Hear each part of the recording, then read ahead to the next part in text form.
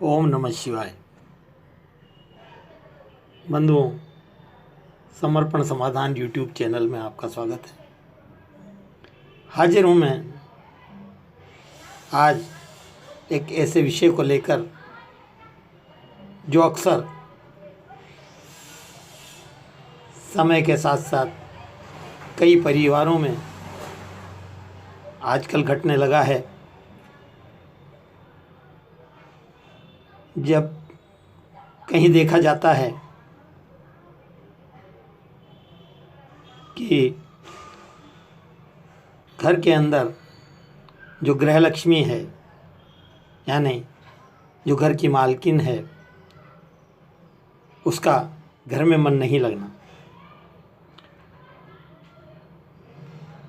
कोई बिना किसी विशेष कारण के कई बार परिवारों में इस तरह का हालत बन जाता है कि आने वाली बहू पीहर चली जाती है और वापस नहीं आती, या रहती भी है तो बड़े अनमने मन से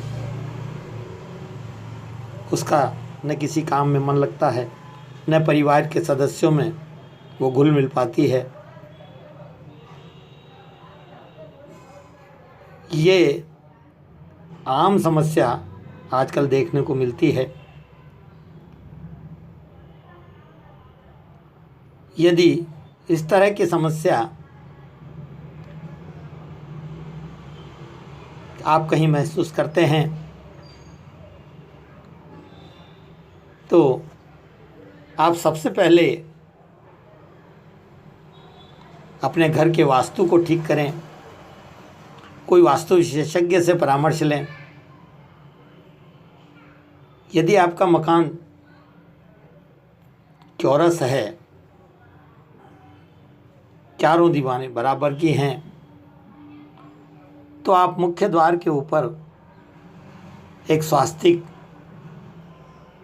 जरूर बनाएं, या आजकल बना बनाया स्वास्तिक का चिन्ह मिलता है, वो आप अपने घर के मुख्य द्वार पर लगाएं। यदि आपका मकान गौमुखी है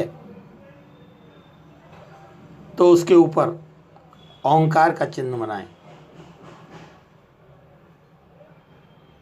और इसी तरह यदि शेरमुखी आपका मकान है तो अपने मकान के ऊपर एक लोहे का त्रिशूल बना करके मुख्य द्वार की दीवार के ऊपर आप लगा दें। साथ ही गणपति जी की मूर्ति आप अपने मुख्य द्वार के ऊपर बिठाएं।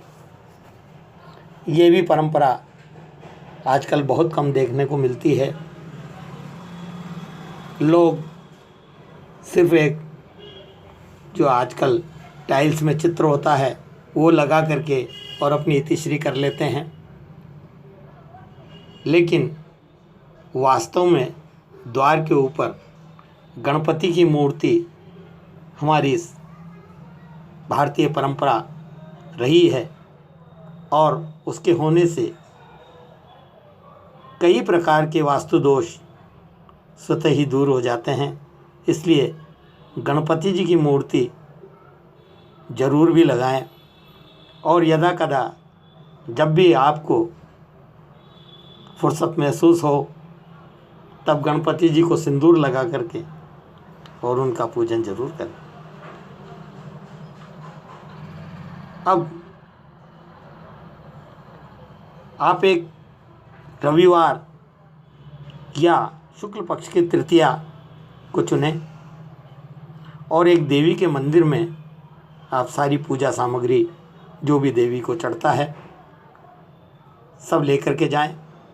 उस पूजा सामग्री के साथ साथ एक लाल डोरा 1 मीटर का अपने साथ में लेकर के जाएं। देवी के मंदिर में जाकर के पूजा अर्चना करें और पूजा अर्चना के जो सामग्री है वो सब चढ़ाने के बाद देवी की जो मूर्ति है, जितनी भी ऊंचाई की मूर्ति हो, उस मूर्ति से बाएं से दाएं, ऊपर से नीचे की तरफ, बाएं से दाएं और दाएं से बाएं, ये दोनों तरफ आप उस धागे को क्रॉस से नाप लें। उतना जितनी वो लंबाई बनती है उतना ही उसको काट करके रख लें। अब काटने के बाद उसको अगरबत्ती, धूप बत्ती जो भी आपने जला रखी है उसमें आप उसको घुमा करके और देवी की जो भुजाएं हैं, अष्टभुजाएं, उन भुजाओं पे उसको लगा दें। लगा के और अपने हाथ में लेकर के और आप फिर देवी से कामना करें कि हे देवी माँ, मेरे घर में सुख समृद्धि शांति हो। किसी का भी मन यदि घर में नहीं लगता तो उसे आप सद्बुद्धि दें और मेरे घर की जो खुशहाली है वो मुझे लौटाएं। ये कह करके आप उस धागे को साथ लेकर के आएं और जो भी कोई घर में इस तरह का वातावरण है उसको आप उस डोरे को बाईं भुजा पर बंधवा दें। यदि वो वहाँ नहीं है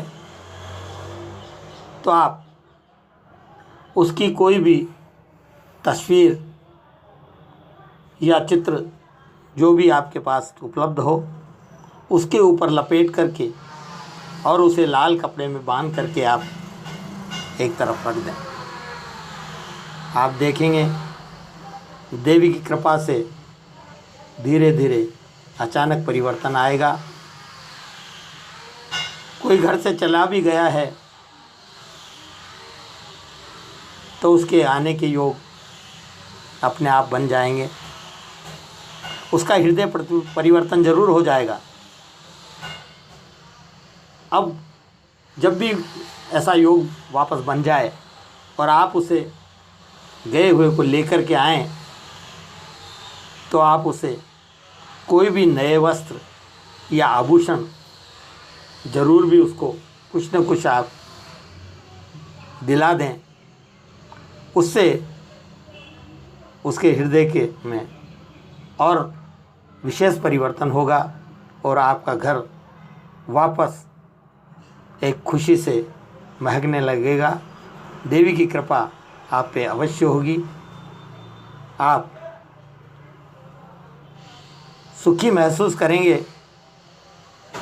जब आपका काम बन जाए तब आप विशेष तौर से 9 दिन तक देवी के नाम का दीपक चाहे मंदिर में जलाएं, चाहे अपने घर पे जलाएं और देवी को आप उसके लिए धन्यवाद दें।